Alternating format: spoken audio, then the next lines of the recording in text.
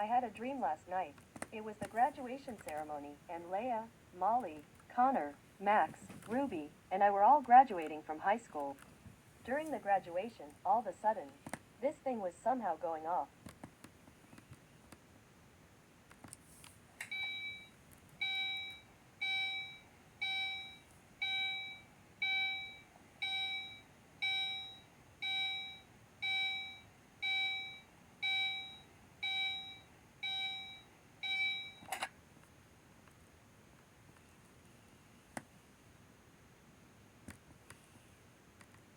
"5 minutes later, the announcements came on and saying, 'Attention please, as you may know, this fire alarm was a false alarm, although someone pulled the fire alarm as a prank.'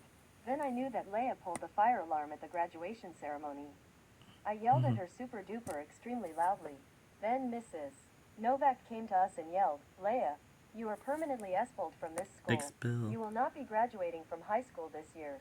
And the Lawsons will be paying a $50,000 fine on what Leia did.' When we got home, I yelled at her super duper extremely loudly and grounded her for 5 billion graduation ceremonies. And she went.